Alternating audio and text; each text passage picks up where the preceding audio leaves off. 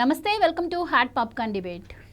జగన్మోహన్ రెడ్డి అండ చూసుకొని రెచ్చిపోయిన వాళ్ళల్లో ముఖ్యంగా పోసాని కృష్ణమురళి ఒకరు. మరి జగన్మోహన్ రెడ్డి అధికారంలో ఉండగా ఇటు చంద్రబాబు గారిని, పవన్ కళ్యాణ్ గారిని, లోకేష్ గారిని ఇష్టం వచ్చినట్టు నోటికొచ్చినట్టు మాట్లాడినటువంటి వ్యక్తి మరి పార్టీ ఓడిపోయాక నేను రాజకీయాలకు దూరంగా ఉంటాను అని ప్రకటించారు. అయితే అప్పటికే ఆయన మాట్లాడిన మాటల మీద రాష్ట్ర వ్యాప్తంగా కూడా కేసులు నమోదైనటువంటి పరిస్థితి. అందులో భాగంగానే నిన్న పోలీసులు పోసాని కృష్ణమురళిని అరెస్ట్ చేయడం జరిగింది. అయితే ఈ అరెస్టు అక్రమంగా జరిగిందని, రాష్ట్రంలో నిరంకుశ పాలన సాగుతుంది అని చెప్పి ఇటు జగన్మోహన్ రెడ్డి గారు అయితే చెప్తున్నటువంటి పరిస్థితి. మరి రెడ్ బుక్ రాజ్యాంగం ద్వారానే పోసాన్ని అరెస్ట్ చేశారు, ఆయన ఎటువంటి తప్పు చేయలేదు అని చెప్పి వైసీపీ అంటుంది. మరి నిజంగానే రాష్ట్రంలో వైసీపీ ప్రచారం చేస్తున్నట్టు రెడ్ బుక్ రాజ్యాంగం నడుస్తోందా? దాని ప్రకారమే పోసాన్ని అరెస్ట్ చేశారా? మరి పోసాన్ని అరెస్ట్ చేయడానికి గల కారణం ఏంటి? మరి ఆయన పైన ఇప్పుడు నాన్ బెయిలబుల్ కేసులు పెట్టారు అంటున్నారు. మరి ఆయనకు బెయిల్ దొరికే అవకాశం ఉందా? మరి పోసాని కృష్ణమురళి ఫ్యూచర్ ఏంటి? ఇలాంటి విషయాలన్నీ కూడా ఈరోజు డిబేట్లో చర్చిద్దాం. మనతో పాటు డిబేట్లో పార్టిసిపేట్ చేసేందుకు స్టూడియోలో ఉన్నారు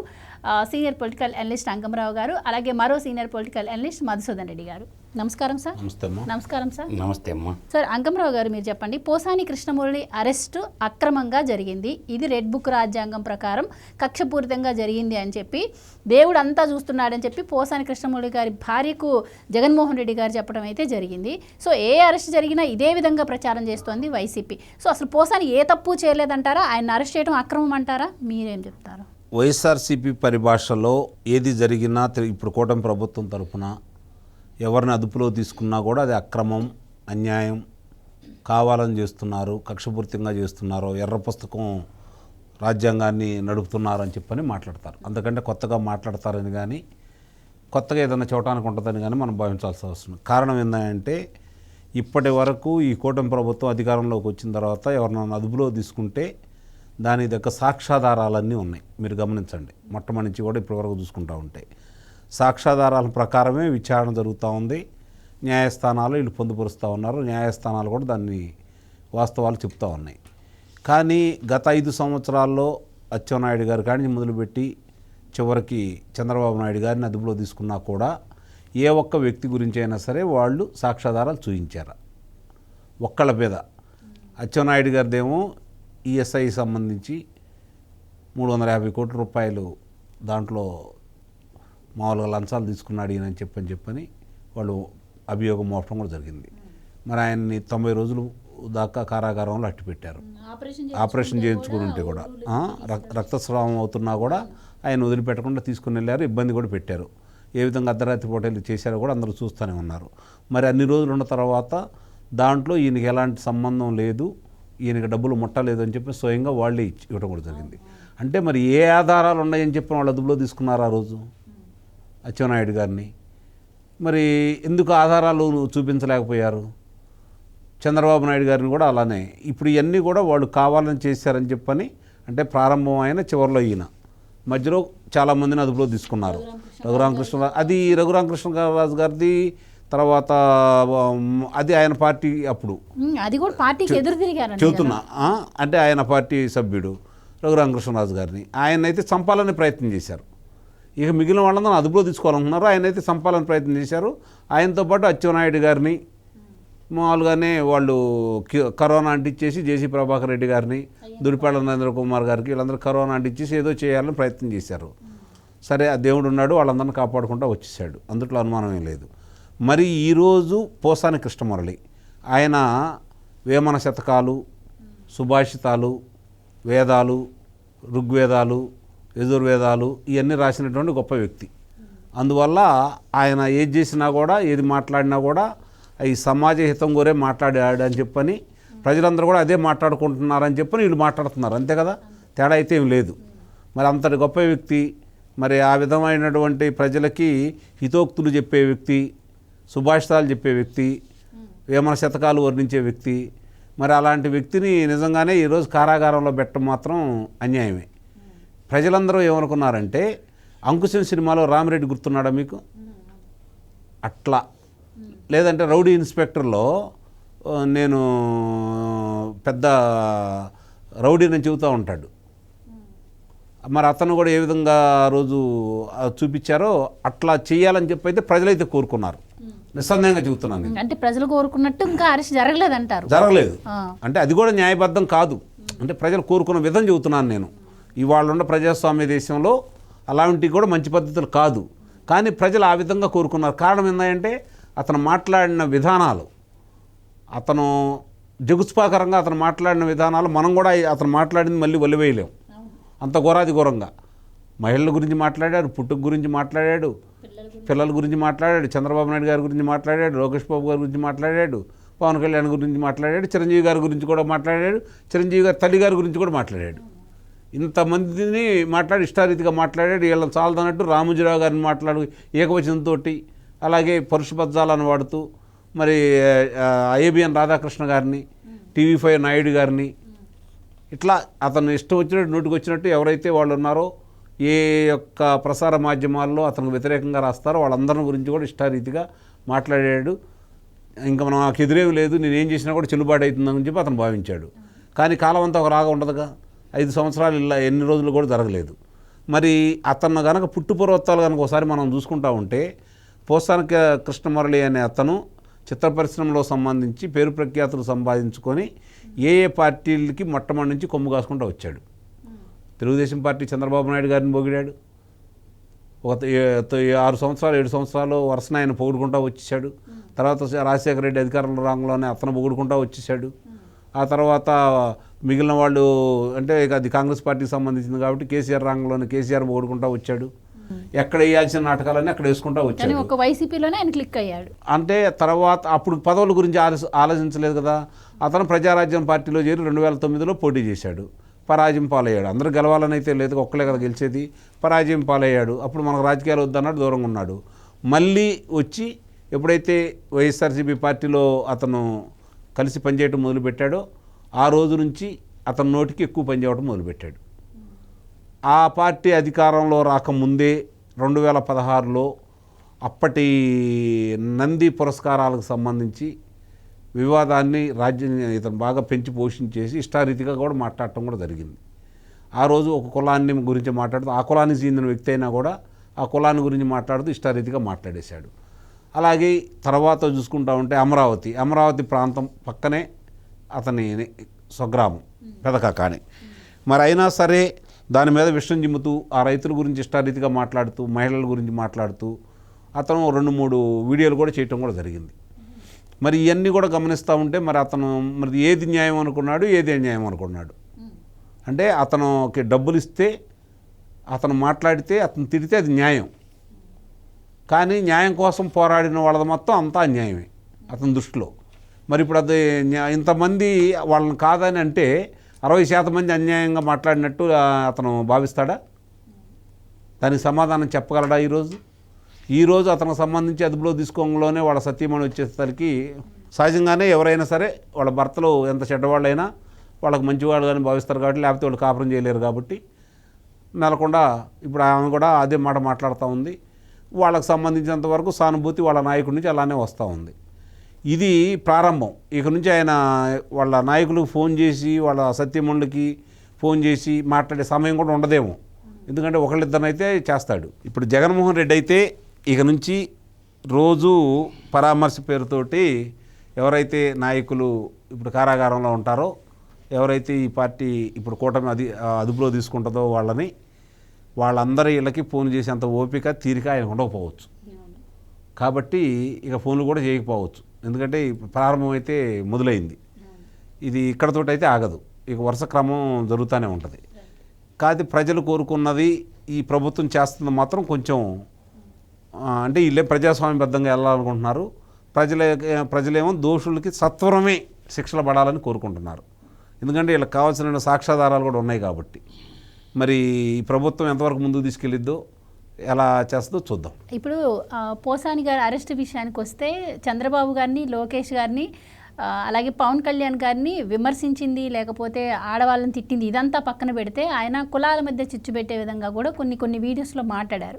మరి ఇది అరెస్ట్ని కక్షపూరితం అని చెప్పి ప్రచారం చేస్తున్నారు. ఇది అక్రమ అరెస్టు అవుతుందంటారా? మరి కులాల గురించి అట్లా చిచ్చు పెట్టే విధంగా మాట్లాడే హక్కు ఉంటుందంటారా? మీరేం చెప్తారు? ఇంతకాలం అరెస్ట్ చేయకపోవటం కూటమి చేసిన తప్పని నేను. అంటే ప్రజలు ఒక కోరుకున్నది ఇంకా జరగటంలే. ఇప్పుడు మెల్లమెల్లగా ప్రజల ఆకాంక్షల మేరకు జరుగుతున్నది. పోసాని మురళీ గారు మంచి ఎడ్యుకేటెడ్, దాంట్లో డిస్ప్యూట్ లేదు. మంచి రైటరు, మంచి యాక్టరు, మంచి వక్త. కానీ అయినప్పటికీ రకరకాలుగా నిజంగా ఆ దూషణల పర్వం అనేది వినలేకపోయారు ప్రజలు. అంటే యువజన శ్రామిక రైతు పార్టీని చంపేసిన దాంట్లో భాష ఒకటి. ఈ యువజన శ్రామిక రైతు పార్టీ చచ్చిపోవటానికి ప్రధాన కారణం మన అమ్మ భాష, మన మాతృభాష. ఏదైతే మనం అనుకుంటామో మాతృదేవోభవ, పితృదేవోభవ, ఆచార్య దేవోభవ అని, మాతృభాషకి చెదలబట్టించినటువంటి ఎదవల్ని. కాబట్టి రాజకీయంగా మాట్లాడండి, విమర్శించొద్దని నేను అంటాంలా. ఏదన్నా పనులు చేయలేదనుకో వాటి మీద విమర్శించండి.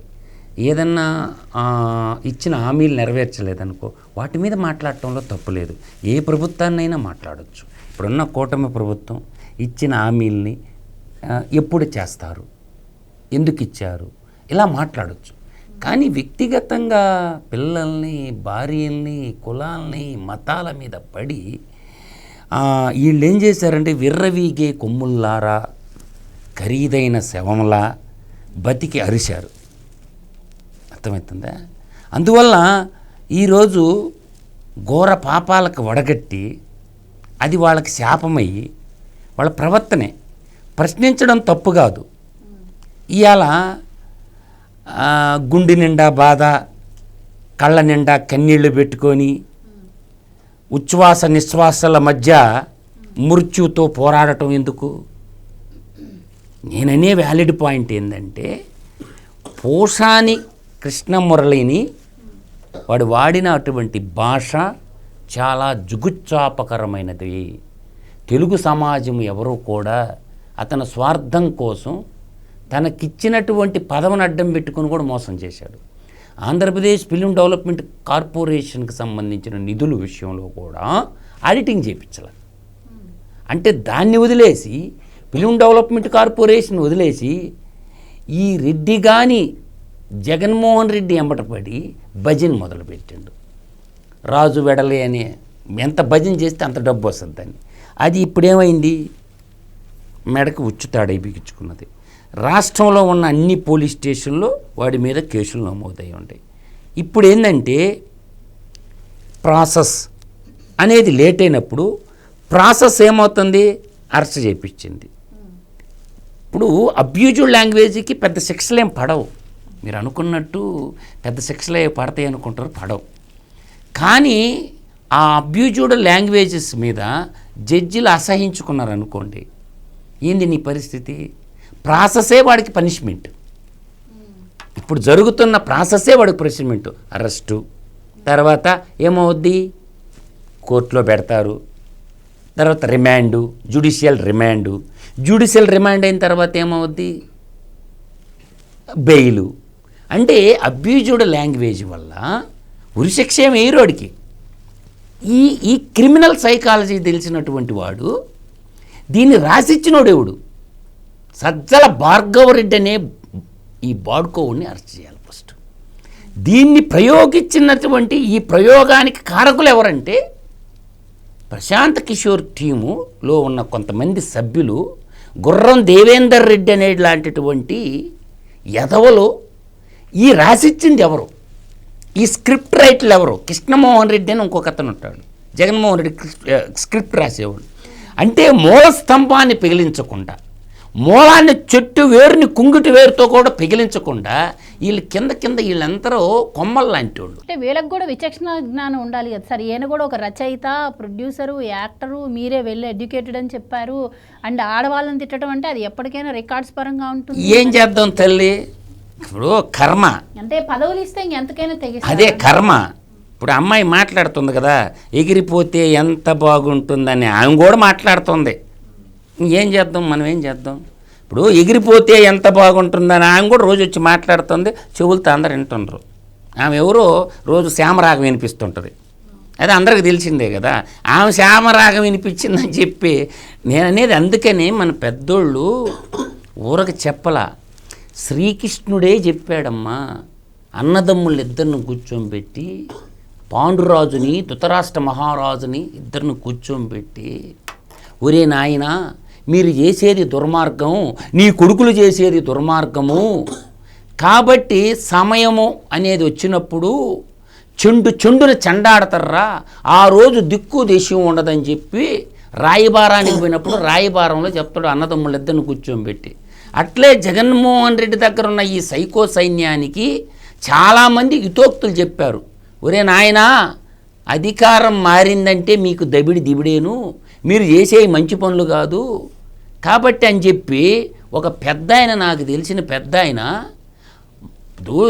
తింటే గారెలు తినండి, ఇంటే మహాభారతం వినమని చెప్పాడు. మహాభారతంలో ఒక చిన్న ఉద్యోగ పరమంలో ఒక చిన్న 4 లైన్ల పద్యం చెప్పిండు ఒక పెద్ద ఆయన. అది కూడా చెప్తే ఇలా, ఎందుకంటే వీడికి మహాభారతం తెలీదు, రామాయణం తెలియదు. వాడికి తెలిసింది బ్లాక్ బుక్ సిద్ధాంతం. ఆ బ్లాక్ బుక్లో ఉండే పదాలు ఏంది, అయ్యే వాళ్ళు మాట్లాడే భాష ఉంటాయి బ్లాక్ బుక్లో. వాళ్ళకి భగవద్గీత గురించి తెలియదు, నీతి శతక పద్యాల గురించి తెలియదు. అందుకని మహాభారతంలో రాజ్యాన్ని ఏ విధంగా పరిపాలించాలా, రాజు ఏం చేయకూడదు, మంత్రి ఏం చేయకూడదు, సైనికులు ఏం చేయాలా సవి వివరణంగా రాసి నిక్షిప్తం చేశారు మన తెలుగు కవులు, త్రికవులు. ఆదికవి అయినటువంటి నన్నయ్య గారు, తర్వాత నెల్లూరు మనుబు సిద్ధి ఆస్థాన కవి అయినటువంటి తిక్కన సోమయాజి గారు, ఎర్రాప్రగడ గారు. దాంట్లో ఒక 4 లైన్లు మంచి అద్భుతంగా చెప్పారమ్మా. సారపు ధర్మమున్ ఇమల సత్యము పాపముచే బొంకుచే భారము పొందలేక చెడబారినదైన వ్యవస్థ దక్షులెవ్వారులు ఉపేక్ష చేసి అరది వారులకు చేటుగాని ధర్మసారకమయ్య సత్య శుభదాయకమయ్యన్ దైవముండెన్. అందరు పెద్దోళ్ళు చెప్పారు, దక్షులు ఎవరు ఉపేక్షించర్రా నువ్వు చేసే అరాచక పాలనని. కాబట్టి మంచోళ్ళు కూడా పాపాత్ముడు పాలనలో బలైపోతారు. కాబట్టి ధర్మాత్ములందరూ ఏం చేశారంటే ఈడు వద్దు, ఈ నిరంకుశత పాలన వద్దని సకల జనులు కలిసి ఏకోన్ముఖంగా తండోపతండుల్లాగా చీమల దండుల్లాగా వచ్చి విదేశాల నుంచి వచ్చి ఈ కూటమి ప్రభుత్వాన్ని ఎన్నుకున్నది ఎందుకు అనుకుంటున్నావు? ఇలాంటి దుష్టుల్ని, నికృష్టుల్ని, నీచుల్ని, అధముల్ని శిక్షించమని ఎన్నుకున్నారు. కాబట్టి అదే జరుగుతుంది. రెడ్ బుక్ కాదు, పాడు కాదు. అసుర సంహారం జరగకుండా గెలిచిన దేవుడి పేరు నాకు ఒక్కటి చెప్పండి భారతదేశంలో. అసుర సంహారం జరిగితేనే రాజ్యం సుభిక్షంగా ఉంటుంది. అసుర సంహారం కానీ జరగకపోతే రాజ్యం సుభిక్షంగా ఉండదు. కాబట్టి ఈ అసురుల్ని మనం రామాయణ కాలం తీసుకున్నా, మహాభారత కాలం తీసుకున్నా, కలికాలం తీసుకున్నా, నాటి పాతరాతి యుగం నుండి నేటి ఆధునిక యుగం దాకా అసుర సంహారం జరగకుండా రాజ్యం సుభిక్షంగా ఉన్న దాఖలు లేవు. అదే మనకు రామాయణం చెప్తుంది, అదే మనకు మహాభారతం చెప్తుంది. ఇంతకంటే నేనేం చెప్పలేను. Right sir. ఇప్పుడు ఇవేవైతే రాష్ట్రంలో అరెస్టులు జరుగుతున్నాయో ఇవన్నీ విత్ ప్రూఫ్స్తో సహా కూడా చట్ట ప్రకారం అరెస్టులు జరుగుతున్నటువంటి పరిస్థితి. కానీ జగన్మోహన్ రెడ్డి గారు ఇక్కడ కూడా సానుభూతి కోసం ఇక్కడ సెంటిమెంట్ని చేస్తున్న పరిస్థితి మనకు కనిపిస్తున్నాం. మొన్నటి వరకు చూసాం వల్లభనేని వంశీ భార్య రంగంలోకి దిగి ఆవిడ ఏ విధంగా ప్రచారం చేసిందని చెప్పి, ఇప్పుడు మళ్ళీ పోసాని గారి భార్యకు కూడా ఆయన కాల్ చేసి మాట్లాడి సరే దీని గురించి న్యాయంగా మీకు సపోర్ట్గా ఉంటాము అని చెప్పి కూడా మాట్లాడి, సో రేపు మాపు ఆవిడ కూడా మాట్లాడటం జరిగింది. మా హస్బెండ్ న్యాయం వైపు నిలబడతాడు, మా హస్బెండ్ మాట్లాడిందంతా కూడా కరెక్టే అని చెప్పి ఆవిడ కూడా మాట్లాడటం జరిగింది. సో ఆడవాళ్ళ సెంటిమెంట్ని ఇట్లా ఉపయోగించడం ఎంతవరకు కరెక్ట్ అంటారు? ఆయనకి సానుభూతి తప్ప ఇంకేం తెలుసు? సానుభూతితో పుట్టిన పార్టీ అది. శవాల మీద పుట్టింది, సానుభూతితో కాదు. శవాలంటే శవం చూసేది కాదు కదా, దాని మీద శవంతో కూడినటువంటి సానుభూతి. ఇదే శవాల మీద పుట్టిన పార్టీ అది, శవంతో కూడిన సానుభూతి. దానికి సంబంధించినంత వరకు ఇప్పటి వరకు అదే విధంగా ముందుకు నడుపుకుంటూ వెళ్ళాడు. మొట్టమొదటి సానుభూతికి 67 స్థానాలు వచ్చినాయి. ఆ తర్వాత మొదలుపెట్టి నాకు తండ్రి లేడు, బాబాయ్ లేడు అని చెప్పని మొదలుపెట్టేశాడు. మొత్తానికి ఏదైతే అతనికైతే అధికారం అయితే దక్కింది. అందరినీ ప్రయోగించాడు, విజయవంతం అయ్యాడు. అందుట్లో ఎలాంటి సందేహం కూడా ఏం లేదు. కానీ ఆ తర్వాత దాన్ని నిలుపుకోవడం అతనికైతే కుదరలేదు. దాని పర్యవసానం ఏంటంటే ఆంధ్ర రాష్ట్రం రమారమి 30-40 సంవత్సరాలు వెనుకబడిపోయింది. అందుట్లో కూడా అనుమానం అక్కర్లా, కళ్ళ ముందు కనపడుతున్నటువంటి వాస్తవం. ఈరోజు ఒక రకంగా చెప్పుకోవాలంటే మనం ఈరోజు శిథిలా వ్యవస్థలో ఉంది ఆంధ్ర రాష్ట్రం. మనకి ముఖ్యంగా మనకు తెలిసినంత వరకు ఆంధ్ర రాష్ట్రం గ్రామీణ ప్రాంతంలో వ్యవసాయం మీద ఎక్కువగా ఆధారపడినటువంటి రాష్ట్రం. మనకి పరిశ్రమలు తక్కువ, ఆదాయ మార్గాలు కూడా తక్కువ వ్యవసాయం మీద తప్ప. కానీ 2014-2019 వరకు తెలుగుదేశం ప్రభుత్వం ఉద్యోగ కల్పనలో కొంచెం ముందడుగు వేసి ఒక 5 లక్షల మందికి ప్రభుత్వ రంగ సంస్థల్లో కావచ్చు, ప్రైవేట్ రంగ సంస్థల్లో కావచ్చు ఉద్యోగ కల్పన అంటూ చేసింది. అది మనం చెప్పింది కూడా కాదు. దానికి సంబంధించిన అప్పుడు పరిశ్రమల శాఖ మంత్రి చనిపోయినటువంటి మేకపాటి గౌతమ్ రెడ్డి గారు ఆయనే స్వయంగా శాసనసభ సాక్షిగా కూడా చెప్పడం కూడా జరిగింది. మరి వీళ్ళు వచ్చిన తర్వాత 2019 నుంచి 2024 వరకు ఏం చేశారు, ఏం మాట్లాడారు, ఆ మాట్లాడిన దాంట్లో ఇప్పుడు ఆయన చూస్తున్నటువంటి ప్రబుద్ధుడు, మరి ఆ అపర మేధావి, మరి నేను బాగా చదువుకున్నాను, నాకు విజ్ఞానం ఉంది అని చెప్పేటటువంటి పోసాని కృష్ణమురళి ఏం మాట్లాడాడు, మరి అంతకుముందు కారాగారంలో ఉన్నటువంటి వ్యక్తులు ఏం మాట్లాడారు, అతని పక్కన ఉన్నటువంటి అందగాళ్ళు ఏం మాట్లాడారు. అందగాళ్ళ గురించి కూడా చెప్పాడు కదా, పాపం ఒక అందగాడిని మర్చిపోయాడు, అతను చాలా ఫీల్ అయిపోతున్నాడు ఇప్పుడు. ఇంకొక 2 అందగాళ్ళ గురించి చెప్పాడు, వాళ్ళు ఏం మాట్లాడారు. ఇవన్నీ కూడా ఒక్కసారి అసలు ఏం మాట్లాడొద్దు, 1000 మంది మహిళల్ని వాళ్ళ పార్టీ వాళ్ళందరినీ కూర్చోబెట్టి వాళ్ళు ఏం మాట్లాడారో ఒక్కసారి అవన్నీ వినిపించిన తర్వాత వాళ్ళు ఇతను కనుక సత్కారం చేయకపోతే అప్పుడు మాట్లాడుకుందాం. వాళ్ళకొద్దు సార్, వాళ్ళకు కూడా వాళ్ళ ఇంట్లో బంధువులు, వాళ్ళ ఇంట్లో కూతుర్లకి కోడళ్ళకి వాళ్ళకే వినిపించాలి. వాళ్ళే కదా ఇంకోరు ఉంటారు, వాళ్ళ ఇంట్లో వాళ్ళు ఎంతమంది ఉంటారు, కూతుర్లకి కోడళ్ళకి ఇంగ్లాండ్ లో భార్యలకి వినిపిస్తే శభాష్. అదే వాళ్ళ నాయకులే, వాళ్ళ మహిళలే, వాళ్ళు నిలబడ్డా చాలు, బయట వాళ్ళు వద్దు అనుకుంటున్నాం కదా. వాళ్ళ వరకు చెప్పినా కూడా వాళ్ళు కూడా ఆ మాట్లాడినవన్నీ కూడా మహిళలు వాళ్ళు వచ్చి మాట్లాడి ఇది మాట్లాడాడు, ఇది రైటు అని చెప్తే అప్పుడు దాని గురించి మనం మాట్లాడదు. అప్పుడు 2029 ప్రజలు ఏం తీర్పిస్తారో అప్పుడు దాకా మాట్లాడుకోకూడదు.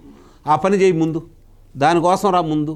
అంతేగాని బెంగళూరు నుంచో అక్కడ ఉన్న రాజమహల్, లేకపోతే తాడేపల్లిలో ఉన్నటువంటి రాజమహల్, ఈ రెండింటి మధ్య కోడి బతికినట్టు ఇక్కడ కాసేపు అక్కడ కాసేపు పొదుగుతూ ఎప్పుడు బయటికి రావాలి అంటే ఒక శవం అన్నా కావాలా, ఒక ఉపద్రవం అన్నా రావాలా, లేకపోతే ప్రకృతి వైపరీత్యాలన్నా కావాలా, లేదంటే ఒక నాయకుడు అదుపులో అన్నా ఉండాలా. ఇవే కదా అతనికి కావాల్సింది, ఇవే కదా అతను చేయాలనుకుంటుంది, ఇదే కదా ఆంధ్ర రాష్ట్రంలో అతను జరగాలనుకుంటుంది, అభివృద్ధి గురించి కాదు కదా. అందుకే ఈ విధంగా మాట్లాడుతూ ఉన్నాడు. ఎవరు రెచ్చిపోతున్నారు, ఎవరు రెచ్చిపోతారు, ఎవరు రారు. అదేముంది సోషల్ మీడియాలో పోస్టులు, అదేముంది ఎవరైనా రాసుకుంది. ఇప్పుడు ఏమన్నాడు, నన్ను 16 నెలలు అట్టు పెట్టారు కాబట్టి మీరు 3 నెలలు ఉంటారన్నాడు. ఎవరన్నా ముందుకు వచ్చారా? పోనీ ఈయన వచ్చి కూర్చుంటున్నాడా? ఎందుకు పరిగెసుకుంటా వెళ్ళి బెంగళూరులో ఉంటున్నాడు? ఇది ఆలోచించుకోరా ప్రజలు. చెప్పింది నమ్మారు, అయిపోయింది. ఆ తర్వాత అధికారంలో వచ్చిన కాడి నుంచి 2019 జూన్ 1వ తారీఖు నుంచి నీ ప్రతాపం ఏందో చూశారు, దాని పర్యవసానం ఏందో అనుభవించారు. మళ్ళీ అటు కన్నెత్తి చూసే ఆలోచన అయితే ఎవరికీ లేదు. అతనికి కూడా అర్థమైపోయింది. ఆ మిగిలిన అప్పుడు వచ్చిన 39% ఓట్లు కూడా ఎందుకు వచ్చాయో ఇప్పుడు అతనికి స్పష్టంగా అర్థమైపోయినాయి.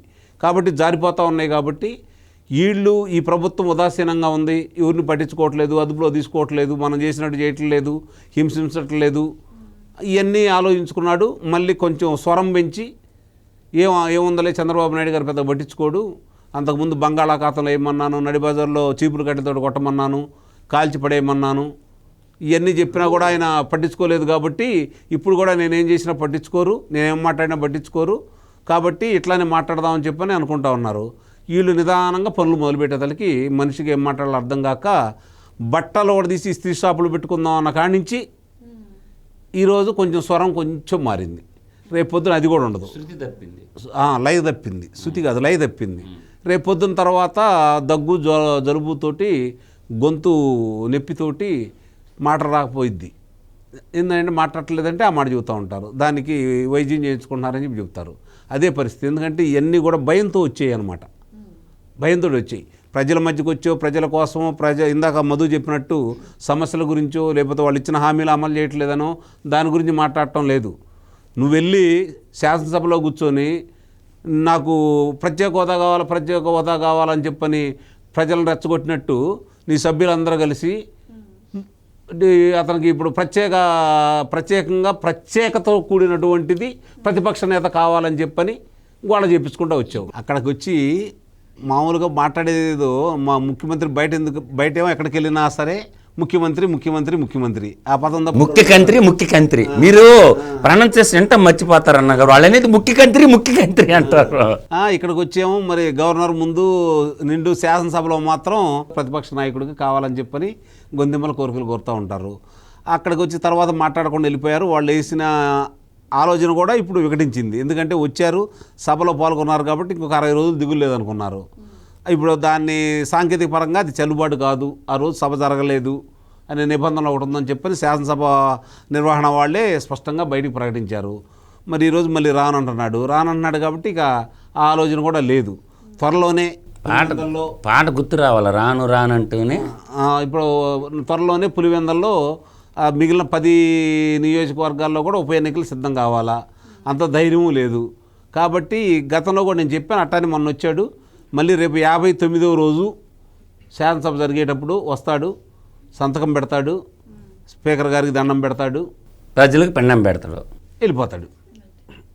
అదే అతను జరిగేది. కాబట్టి అతనికి పదవి మీద ఉన్న వ్యామోహం, ప్రజలకు సేవ చేయాలన్న ఆలోచనలు లేడు. ఏది చేసినా కూడా ఒకవేళ ప్రజలకు ఏదన్నా 10 రూపాయలు ఇవ్వాలి అంటే మనకి 90 రూపాయలు ఎట్లా వస్తాయని చెప్పి ఆలోచించుకునే వ్యక్తి. మా తండ్రిని అధికారాన్ని అడ్డం పెట్టుకొని నేను 1,00,000 కోట్ల రూపాయలు సంపాదించుకోగలిగాను, నేను అధికారంలో ఉంటే ఎంత సంపాదించుకోవచ్చు అని చెప్పి అతను రాజకీయాల్లోకి వచ్చాడే తప్ప, రెండోది తన మీద ఉన్నటువంటి అభియోగాలను తప్పించుకోవడానికి కొనసాగుతున్నాడే తప్ప అతను ప్రజల కోసం మాత్రం రాజకీయాల్లో లేడు. ఇది కరెక్ట్ మాట. ఇది ప్రజలందరూ కూడా గమనించారు. అతను తిరుగులేని విధంగా వాతలు పెట్టారు, కర్రుగాల్చి వాత పెట్టారు, బంగాళాఖాతంలో పాత్ర వేశారు. మరి ఇప్పుడు సహజంగానే ఇప్పుడు ఇంకేం జరుగుతున్నాయి అంటే మామూలుగా సహజంగానే ఎప్పుడైనా సరే ఏదన్నా ఒక అతను గొయ్యి తీసుకుంటాడు ఇంటి ముందు, ఒకవేళ దాంట్లో పడ్డాడు అనుకో, ఒకవేళ మెడ వరకు ఇరుక్కున్నా కూడా ఎవరో ఒకళ్ళు వచ్చి చెయ్యితే లాగుతారు. అతను ఏం చేశాడంటే తనతో పాటు తన శాసనసభ్యులు, తన పార్టీలో ఉన్న వాళ్ళందరినీ ప్రొక్లైనర్ పెట్టి ఒక 100-150 అడుగుల గొయ్యి తీసేసి దాంట్లో నెట్టాడు, తను దూకాడు. వాళ్ళు రాలేరు, ఇతను రాడు. అది ఇప్పుడు అతని పార్టీ పరిస్థితి. కాబట్టి అందుకనే ఇదన్నీ అర్థం చేసుకున్న వాళ్ళందరూ, నాయకులందరూ పారిపోతూ ఉన్నారు, ప్రజలైతే అసహించుకుంటూ ఉన్నారు. భవిష్యత్తు లేదనేది అర్థమైపోయింది, బ్రతకడం ఎలాగో అర్థం కాని పరిస్థితిలో ఉన్నారు. ఇప్పుడు వాళ్ళు ఏం చేసినా కూడా అన్నీ వాళ్ళకి ఎదురు తిరుగుతూ ఉన్నాయి. ఏది చేయాలన్నా కూడా వాళ్ళు, ఎందుకంటే వాళ్ళు చేసినటువంటి తప్పుడు పనులు అలా ఉన్నాయి కాబట్టి అవన్నీ వెంటాడుతూ ఉన్నాయి కాబట్టి తప్పించుకోవడానికి ఇంకో తప్పులు చేస్తూ ఉన్నారు. ఇవాళ కాతే రేపు కాతే ఎల్లుండి, నాకు తెలిసినంతవరకు 1 సంవత్సరం లోపు వీళ్ళందరికీ కారాగార వాసం అనేది తప్పదు అనేది అయితే మాత్రం నిశ్చయాభిప్రాయం. అందుట్లో ఎలాంటి సందేహం అయితే లేదు. ఇప్పుడు ఇది రోగం అయితే బాగు చేసుకోవచ్చు అన్న, ఏదో ఒక ఇంజక్షన్ వేసా, వాడు చేసింది ఘోరం, మహాపాపం, అది శాపం అయింది, అర్థమైందా? ఇప్పుడు రోగం అయితే డాక్టర్ కాడికి పోతే ఏదో ఒక ఇంజక్షన్ వేసి తగ్గిస్తాడు. వాడు చేసింది ఘోరం, కలికాల జగన్నాథుడు చేసింది చిన్న ఘోరాలు కాదు, అవి పాపమై శాపమై వాడు శాపగ్రస్తుడై నశించిపోవటానికి వాడు చేసిన పాపం అటువంటి. పోసాని కృష్ణమూర్తి గారి విషయానికి వస్తే అసలు ఒక చిన్న పిల్లలని లేదు, ఆడవాళ్ళని లేదు, అండ్ ముఖ్యంగా హత్య ఆరోపణలు కూడా ఆయన చంద్రబాబు గారి మీద, లోకేష్ గారి మీద కూడా నెట్టడం జరిగింది. ఇటు పరిటాల రవి గారి విషయంలో కావచ్చు, వంగవీటి విషయంలో కావచ్చు, అండ్ రామ్ గోపాల్ వర్మని చంపడానికి కూడా లోకేష్ స్కెచ్ వేశారు, దానికి సంబంధించిన దగ్గర ఆధారాలు ఉన్నాయని కూడా ఆయన చెప్పారు. సో ఈ విధంగా మాట్లాడినందుకు ఇటు పోసాని గారు కావచ్చు, మిగతా వాళ్ళు కూడా జగన్మోహన్ రెడ్డి హయాంలో కొన్ని పదవులు కూడా పొందారు. ఈయన కూడా ఫిల్మ్ డెవలప్మెంట్ కార్పొరేషన్ చైర్మన్గా అసలు ఈ పదవి పొందిన తర్వాత ఆయన ఆ కార్పొరేషన్కి ఏమన్నా సేవ చేయటం జరిగిందా, దానికి ఏమన్నా అండ్ ముఖ్యంగా ఫిల్మ్కి సంబంధించి ఆయన ఏమైనా చేయటం జరిగిందంటారా? అండ్ ఇప్పుడు పోసాని కృష్ణమూర్తి అరెస్ట్ తర్వాత రామ్ గోపాల్ వర్మని ఎందుకు అరెస్ట్ చేయలేదు ఈ విధంగా అని చెప్పి కూడా అనుకుంటున్నారు. సో ఆ విధంగా కూడా అరెస్టులు ఉండబోతాయంటారా? మీరేం చెప్తారు? నేననేది ఈ అరెస్ట్లో ఇంతటితో ముగియవమ్మా. ఈ కలికాల కాలకేయుడు ముఠా సభ్యులు చాలామంది ఉండేది, మిడతల దండు రాష్ట్రం అంతా విస్తరించుంది. కాబట్టి నేను అనేది ఏంటంటే పోసాని మురళి బాధ ఏంటంటే వాడి కొడుకులు ఉండరమ్మా, వాడి కొడుకులకి ఇద్దరికి పిల్లనిచ్చేవాళ్ళు లేరు. ఉభయ తెలుగు రాష్ట్రాల్లో ప్రపంచవ్యాప్తంగా ఉన్న తెలుగు వాళ్ళు ఎవరు కూడా సొంత సామాజిక వర్గం వాళ్ళు వెళ్ళేసారు. వాడి బాధ అది. మీరు అర్థం చేసుకోరు ఎందుకు? నా దగ్గర ఆస్తుంది, నేను సినిమా డైరెక్టర్ని, నేను రాజకీయ నాయకుని, నా కొడుకులకి వాడి కొడుకులకి పెళ్లి కాకపోయినా చంద్రబాబు నాయుడు లోకేష్ అని వాడు బాధ అది. ఎందుకంటే చంద్రబాబు నాయుడు గారు వాళ్ళిద్దరు కొడుకులకి పిల్లని మాట్లాడి పెళ్లి చేయాలి, అయితేనే క్షమిస్తానంటుండు. ఏం చేద్దాం, వాడు దౌర్భాగ్య పరిస్థితి అది. అందువల్ల వాళ్ళందరి బాధ ఏంటంటే వాళ్ళ గుంపలు ఏదైనా పెళ్ళికి పోయినా చిల్ల దూరంగా బాగుంటారు. అందువల్ల పెళ్ళిళ్ళకి పిలవటం వల్ల అంటే మంచోళ్ళని పిలుస్తారు. గుణం అనేది ప్రధానం. వాడిది నోరు మున్సిపాలిటీ అయిపోయా, వాడు నోరు కేర్ ఆఫ్ మున్సిపాలిటీ అయిపోయింది. అందువల్ల ఏంటంటే సొంత సామాజిక వర్గం ఏం చేసిందంటే అన్ని శుభకార్యాలకి అశుభకార్యాలకి వద్దురా బాబు ఈయనని కులం నుంచి వెళ్ళేశారు. వాడు ఏం చేసిందంటే ఆ అక్కస్సు అంతా వాడు కొడుక్కి పెళ్ళిళ్ళు కానీ అక్కస్సు అంతా చంద్రబాబు నాయుడు మీద పడతాడు.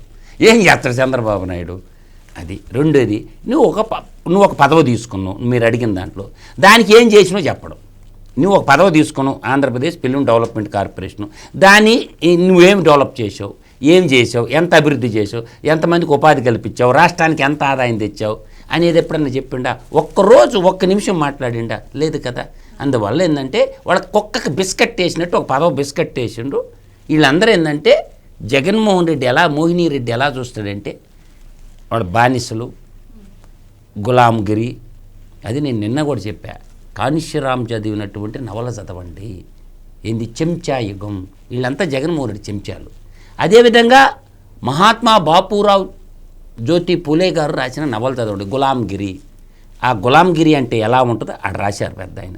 తర్వాత మణిశ్రీ కాన్షీరామ గారు ఆడ రాశారు. అసెంబ్లీలోకి అందరూ ఎమ్మెల్యేలు టవల్ వేసుకొని పోవాలా, కానీ నాయకుడు అంటే శాసనసభలో నాయకుడిగా ఉన్నటువంటి పులివెందుల ఎమ్మెల్యే వేసుకోబోడు. మండలిలో పెద్దల సభలో ఉన్న తండ్రి లాంటి వాడు అన్నాడు కదా, ఆయన వేసుకోబోడు. కానీ ఎమ్మెల్యేలు వేసుకోరాకపోతే తిడతాడు. వాళ్ళేం అడగాల? ఆత్మగౌరవం లేదు. నువ్వెందుకు వేసుకోరాలేదు? సో మీరు అన్నట్టు ఇప్పుడు ఆయన మాట విని ఇప్పుడు అందరూ కూడా పోసాన్లాగా జైల్లో బాట పట్టాల్సిన పరిస్థితి వస్తుందంట. ఇంకా జైలు బాట ఇప్పుడు వాడి పేరేంది? జైలు రెడ్డి అయిందా, బెయిల్ రెడ్డి అయిందా, తర్వాత ఏమంటే 11 రెడ్డి అయిందా, ఇంక జైలు రెడ్డే మిగిలింది. కన్విక్షన్ పెడితే 2.0 అంటే ఏంది, 30 ఏళ్ళు జైలు.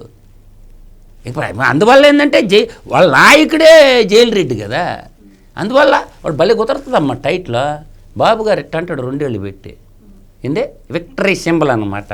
ఇదేంది జయలలిత చూపించింది మొట్టమొదట, ఏంది 2 ఆకులు గుర్తు కోటేయమని చెప్పి. ఇది జయలలితది 2 ఆకులు గుర్తు.